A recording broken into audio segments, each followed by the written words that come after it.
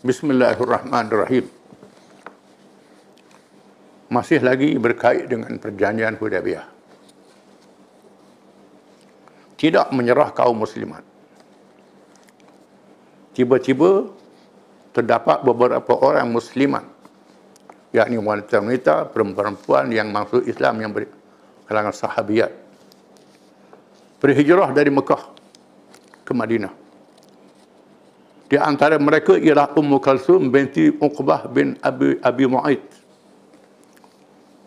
radhiyallahu anha, anak sang pemimpin musyrikin dibunuh dalam perang Badar. Tapi anak dia, Ummu Kalsum, seorang sahabat yang masuk Islam. Dia berhijrah ke Madinah selepas perjanjian Hudaybiyah dimeteraikan. Rasulullah SAW menerima mereka dan mengambil keputusan tidak menghantar mereka pulang ke Mekah. Kerana yang dimaksudkan di dalam perjanjian ialah orang-orang lelaki sahaja. Apabila keluarga mereka di kalangan musyrikin Mekah datang mendesak supaya menyerahkan muslimat itu, Rasulullah SAW mengambil sikap yang tegas tidak menyerahkan kepada musyrikin kerana mereka dikecualikan daripada perjanjian Hudaybiyah dan tidak termasuk dalam perjanjian. Di samping itu Allah Ta'ala menurunkan firman Allah Ta'ala menyokong sikap Nabi SAW, iaitu firman Allah Ta'ala dalam surah Mumtahanah, Ya ayyuhalladzina amanu idza ja'atkumul mu'minat muhajiratin famtahinuhunna Allahu a'lamu biimanihin fa in alimtumuhunna mu'minatin fala tarji'uhunna illa al-kuffar la hunna hillun lahum wa la hum yahilluna lahun wa atuhum ma anfaqu wa la junaha 'alaykum an tankihuhunna idza ataytumuhunna ujurahun wa la tumsiku bi'asamil kawafir. Surah Al-Mumtahanah ayat 10. Maksudnya, wahai orang-orang yang beriman, apabila datang berhijrah kepadamu oleh perempuan-perempuan yang beriman, maka hendaklah kamu uji mereka. Allah lebih mengetahui tentang keimanan mereka. Maka jika kamu telah mengetahui bahawa mereka benar-benar beriman, maka janganlah kamu kembalikan mereka kepada suami-suami mereka, orang-orang kafir itu. Mereka tidak halal bagi orang-orang kafir itu, dan orang-orang kafir itu tidak halal pula bagi mereka. Dan berikanlah kepada mereka suami-suami mereka mahar yang telah mereka bayar. Dan tiada berdosa ke atasmu mengahwini mereka apabila kamu bayar kepada mereka maharnya, mah kawinnya. Dan janganlah kamu tetap berpegang kepada ahli tali perkahwinan dengan perempuan-perempuan kafir. Ayat ini menegaskan pemisahan antara suami isteri, Islam dan kafir, dengan berlakunya hijrah selepas perjanjian Hudaybiyah. Bukan sekadar muslimah tak diserah balik kepada orang kafir. Maka Rasulullah SAW menguji mereka dengan meminta supaya bersumpah bahawa mereka berhijrah kerana Allah dan Rasul. Diminta bersumpah kerana Allah dan Rasul. Bukannya kerana marahkan suami dan kerana kepentingan duniawi. Di samping itu, orang muslimin lelaki yang mempunyai isteri yang masih syirik menceraikan isteri-isteri mereka apabila turunnya ayat tersebut. Ayat ini menunjukkan keimanan mereka mengatasi sayang pada suami dan isteri. Ini perkara yang menarik. Di sana lagi ada peristiwa orang-orang yang tertindas melepaskan diri.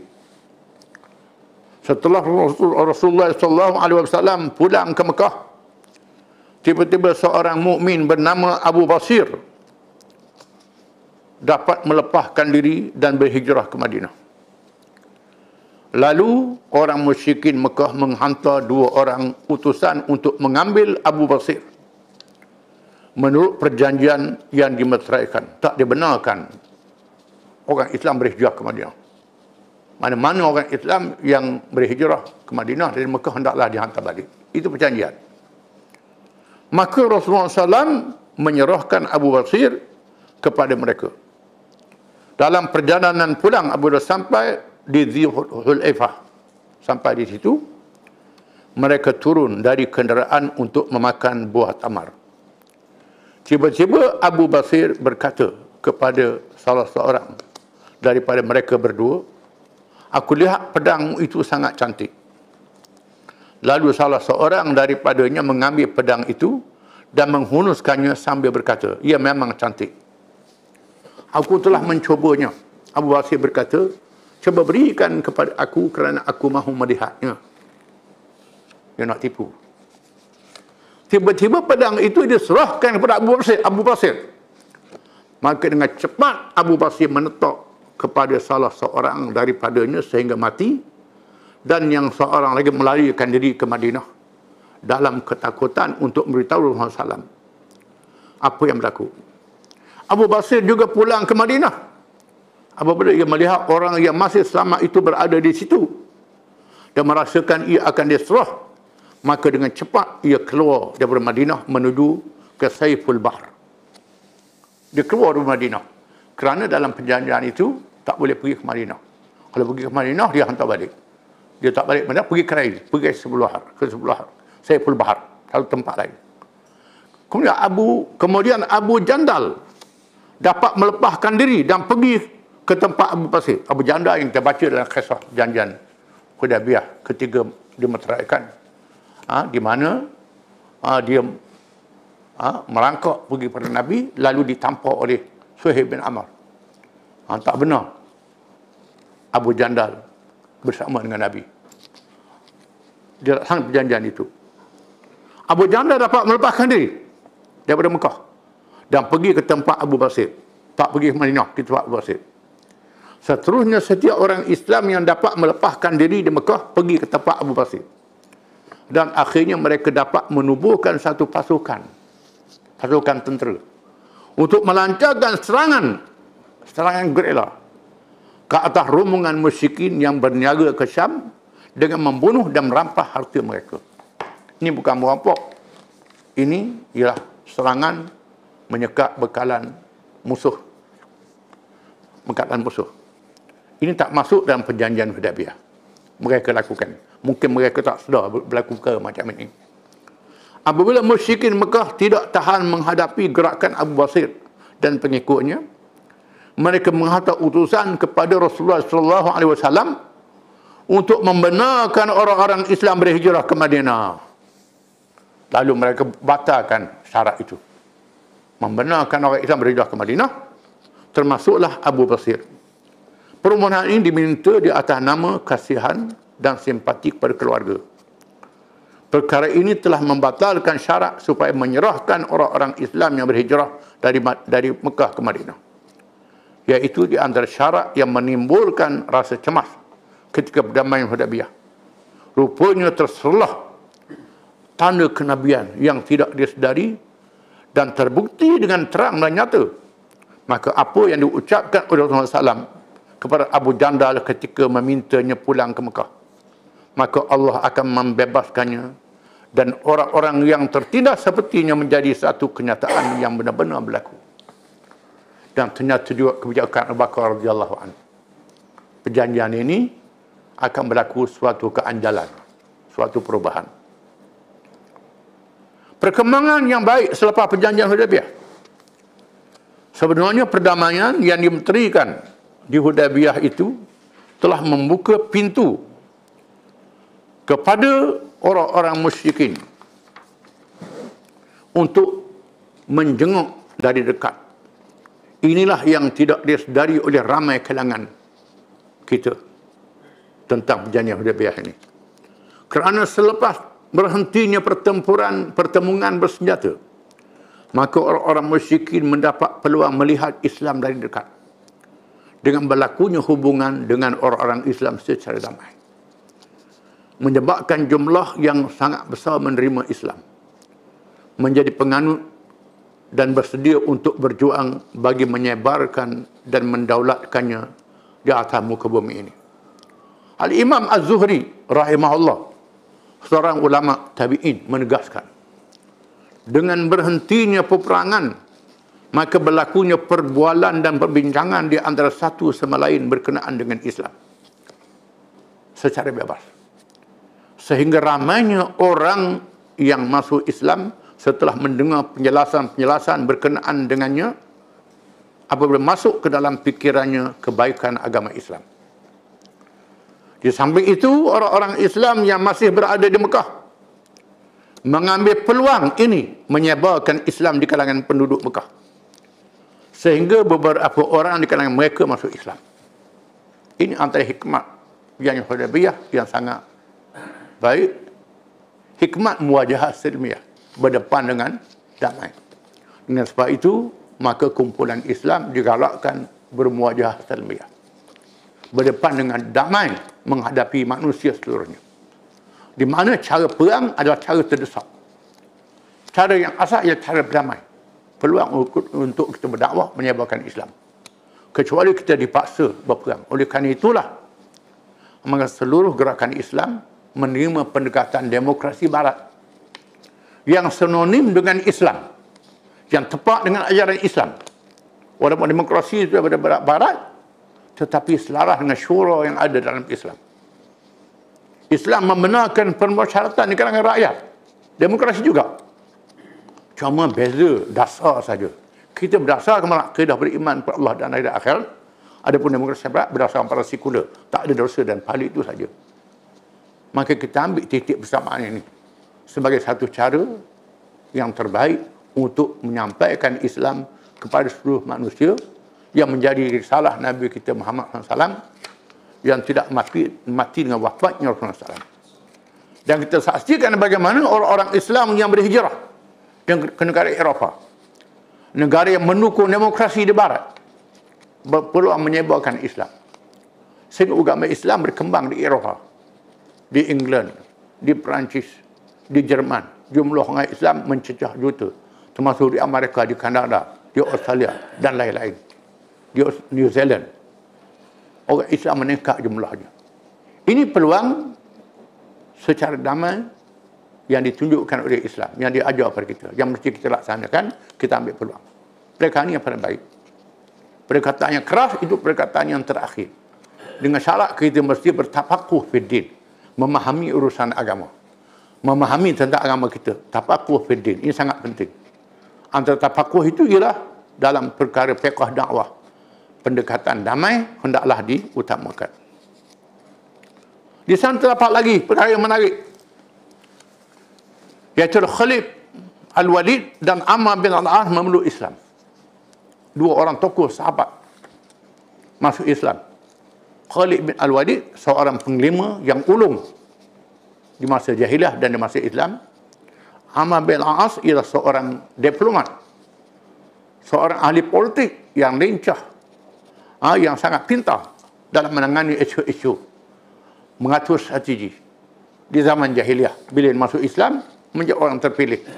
Macam Nabi sebut, khiyarukum fil jahiliyati, khiyarukum fil Islam. Orang yang pilihan yang bijak di masa jahiliah, dia bijak dan pilih juga di masa Islam, kalau dia bersama dengan Islam. Idza faqahu, bila mereka itu faham apa itu Islam. Di antara yang masuk Islam ialah dua orang pahlawan yang sangat penting sebelum Islam, kerana menentangnya, dan selepas memeluk Islam menjadi tenaga jihad yang sangat penting di medan perang, mengalahkan musuh dan menempuh kemenangan besar kepada Islam dan penganutnya. Mereka ialah Khalid bin Al-Walid dan Ammar bin Al-As radhiyallahu anhumah. Marilah kita membaca cerita berkenaan mereka. Khalid menceritakan bahawa cahaya Islam mula menembusi hatinya apabila melihat perkembangan dan kemenangannya yang tidak boleh dihalang oleh segala kekuatan kebendaan, walau bagaimana besar sekalipun.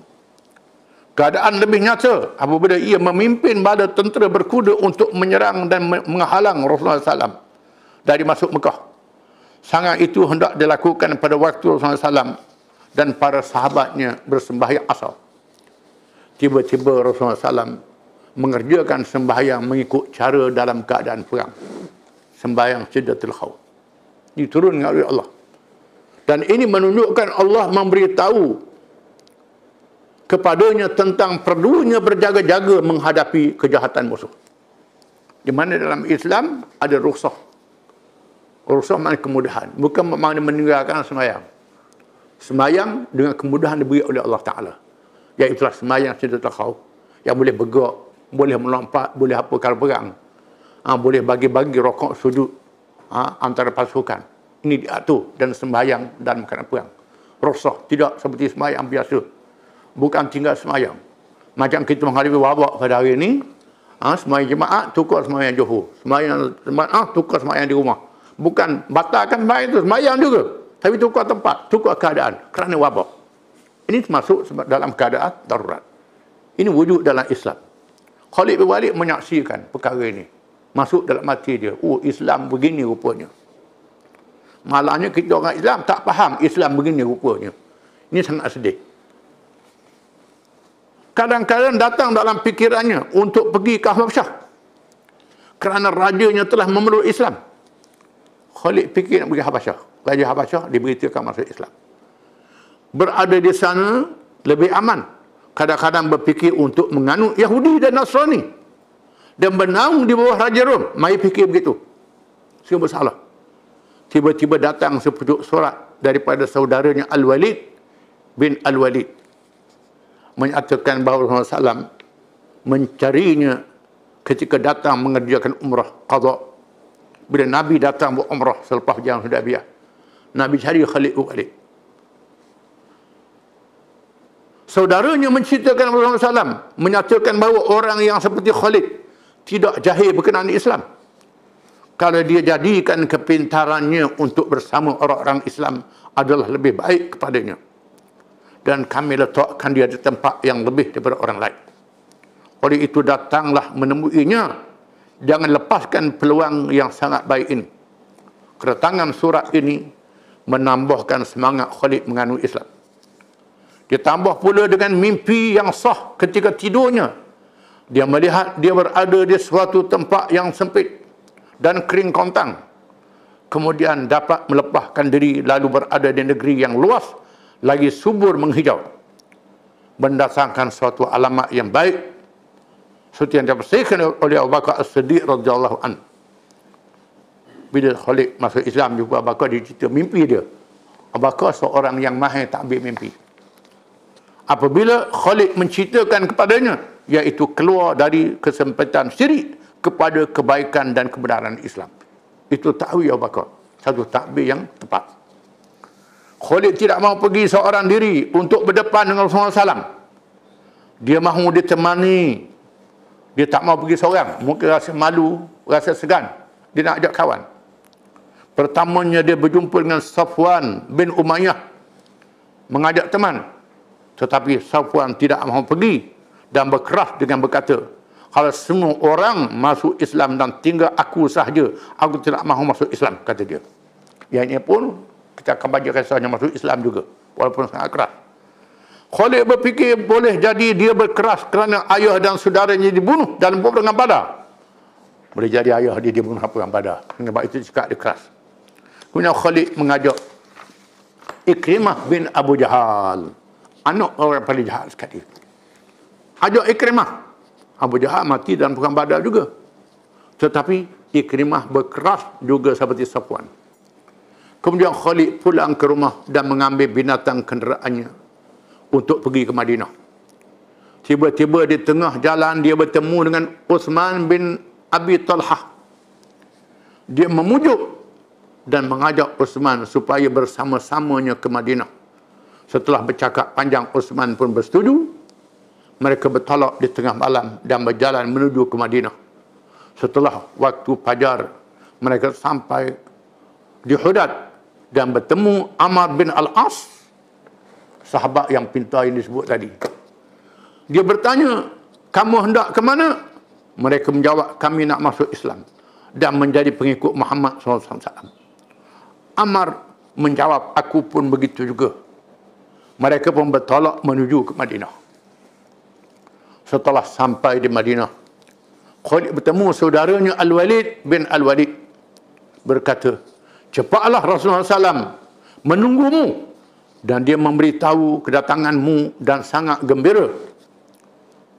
Apabila berhadapan dengan Rasulullah SAW, tiba-tiba Khalid melihatnya sentiasa tersenyum kerana bergembira dengan kedatangannya, sehingga ia merasa sangat kasih kepadanya. Khalid terus memberi salam, Assalamualaikum ya Rasulullah. Rasulullah menjawab salam. Khalid terus melafaz ikrar 2 kalimah syahadah dan berkata, asyhadu an la ilaha illallah wa asyhadu wa annaka Rasulullah. Aku mengaku dan percaya bahawa tiada Tuhan yang mesti disembah melainkan Allah, dan engkau lah Rasulullah. Sesuai Rasulullah SAW bersabda, mari ke sini. Bagi dia memanggil Khalid supaya menghampirinya. Dan Rasulullah SAW bersabda, segala puji bagi Allah, Tuhan yang telah memberi petunjuk untukmu kepada Islam. Sesungguhnya aku lihat engkau adalah seorang yang mempunyai akal pikiran yang pintar, dan berharap bahawa Allah menunjukkanmu kepada Islam untuk membawa kebaikan kepada Islam. Khalid menjawab, wahai Rasulullah, saya masih teringatkan kepada apa yang telah saya lakukan menentang Islam, dan saya membersihkan diri daripadanya. Mintalah supaya Allah mengampunkan saya. Rasulullah bersabda, Islam menghapuskan itu semua. Bila masuk Islam, semua dosa diampunkan oleh Allah. Khalid menjawab, untuk itu Rasulullah SAW terus berdoa, ya Allah, Tuhanku, ampunkan Khalid apa yang pernah dilakukan bagi menentang Allah dan Rasulnya. Ini cerita yang sangat menarik. Islamnya Khalid sangat penting dari segi perkembangan Islam dan jihadnya, kerana peranannya yang sangat besar seperti yang diharapkan oleh Rasulullah SAW. Dan itulah yang berlaku. Dan Rasulullah SAW meletakkan tempat yang kena pada tempatnya. Macam hadis disebut tadi, khiyarukum fil jahiliyati khiyarukum bil islami idza faqahu. Orang yang terpilih kalangan kamu yang bijak pandai di masa jahiliyah, kalau bersama dengan Islam terpilih juga sekiranya kamu termasuk kalangan orang yang faham mengerti. Begitu juga dengan Ammar bin Al-As radhiyallahu an. Walaupun kedatangannya bersama Khalid radhiyallahu an, tetapi dia mempunyai kisah yang berlainan, sebagaimana diriwayatkan oleh para ulama dalam kitab-kitab mereka. Al-Waqidi, seorang ulama tarikh, menceritakan bahawa Ammar bin Al-As pernah menegaskan, aku adalah di antara orang yang paling bermusuh terhadap Islam dan menentangnya dengan keras. Pernah menyertai perang Badar, tetapi aku masih selamat, mujur tak mati. Pernah menyertai peperangan Uhud, tetapi aku masih selamat. Menyertai perang Khandaq, tapi aku masih selamat. Dan aku pernah menegaskan, kalau semua orang Quraisy masuk Islam, aku tidak masuk Islam. Aku pernah tegah begitu. Tetapi kesedarannya bermula dengan peristiwa apabila ia ditugaskan menemui Raja Habasyah supaya merayu jangan membenarkan orang-orang Islam yang berhijrah ke Habasyah itu diberi keizinan tinggal di sana. Halau sahaja mereka keluar dari Habasyah. Kebetulan kedatangan Ammar bin Al-As terserempak dengan kedatangan utusan Rasulullah SAW yang membawa surat kepada Raja Habasyah mengajak Raja Habasyah masuk Islam. Dan Raja Habasyah telah pun menerima Islam tanpa disedari oleh Ammar bin Al-As yang membawa surat Rasulullah SAW. Iaitulah Ammar bin Umayyah Az-Zamri, seorang yang dikenali olehnya telah menjadi pengikut Rasulullah SAW. Sebaik saja utusan Rasulullah SAW keluar dari majlis, Ammar bin Al-As mengambil kesempatan menghadap Raja Habasyah dengan memberi hadiah yang banyak dari Mekah. Setelah hadiah diterima dan raja itu melayannya dengan baik, dia terus mengambil kesempatan berkata kepadanya, tadi saya melihat ada orang yang datang menghadap dan membawa surat. Sebenarnya dia adalah utusan musuh kami yang telah melakukan masalah kepada kami dan membunuh pemimpin-pemimpin orang-orang bangsawan di kalangan kami. Suruhlah dia kepada saya supaya saya dapat membunuhnya, kata Raja Habasyah.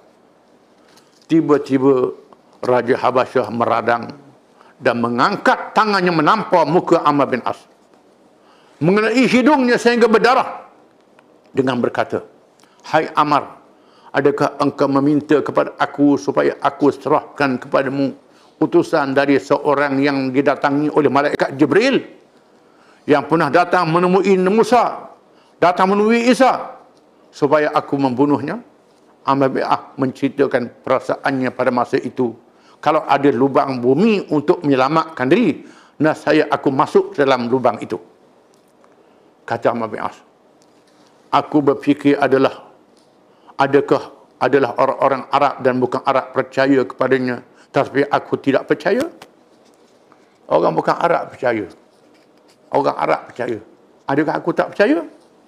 Ammar terus berkata, adakah tuanku percaya kepadanya? Raja Habasyah menjawab, ya, aku mengaku di sisi Allah percaya kepadanya. Demi Allah, dia dari pihak yang benar. Dia mesti menang menghadapi orang-orang yang menentangnya. Seperti Allah memenangkan Nabi Musa menghadapi Fir'aun dan bala tenteranya. Adakah awak berjanji kepada aku untuk masuk Islam? Ammar menjawab, ya. Lalu Raja Habasyah mengeluarkan tangannya pada Ammar untuk berjanji masuk Islam. Setelah Ammar menerimanya, dia memerintah supaya dibasuh darah dan ditukar pakaian baru. Ini peristiwa yang menyebabkan Ammar bin As masuk Islam. Peristiwa yang sangat menarik. Jadi itu, sekadar itulah untuk hari ini. Kita sambung lagi minggu depan. Dan bila sama-sama kita akhiri dengan kita membaca doa untuk menyelamatkan kita semua. Bismillahirrahmanirrahim. Alhamdulillah Rabbil Alamin, hamdan wa fi na'amahu wa yukafi mazidah. Ya Rabbana lakal hamdu kama yanbaghi li jalali wajhi wa azim sultanik. Allahumma antal wahidul ahad al-fardus samad alladhi lam yalid wa lam yulad wa lam yakul lahu kufuwan ahad. Ar-Rahmanur Rahim, Al-Hayyul Qayyum, Al-Malikul Qudus, As-Salam, Al-Mu'min, Al-Muhaimin. Ya Wadud, Ya Maqsud, Ya Dhatil Wal-Jud. Allahumma salli wa sallim wa barik ala Muhammadin wa ala alihi wa sahbihi ajma'in. Allahumma inna nas'aluka bi asma'ika wa bi ismika al-'azam wa bi kalimatika at-tammah. Allahumma habbib ilayna al-iman wa zayyinhu fi qulubina wa karrih ilayna kubra al-fusuq wal isyan. Ya malika yawmiddin, iyyaka na'budu wa iyyaka nasta'in. اهدنا الصراط المستقيم صراط الذين أنعمت عليهم من النبيين والصديقين والشهداء والصالحين. الله توكلنا وإليك أننا وإليك المصير. اللهم اكشف عنا الوباء والبلاء والفحشاء إلا برحمتك يا أرحم الراحمين. اللهم ارحمنا، اللهم ارحمنا، اللهم برحمتك يا أرحم الراحمين. اللهم اشف مرضانا وارحم موتانا. اللهم آمنا في أوطاننا. اللهم أصلح أئمتنا وولاة أمورنا. ربنا هب لنا من لدنك رحمة وهيئ لنا من أمرنا رشدا. ربنا آتنا في الدنيا حسنة وفي الآخرة حسنة وقنا عذاب النار. وصلى الله عليه وسلم والحمد لله رب العالمين.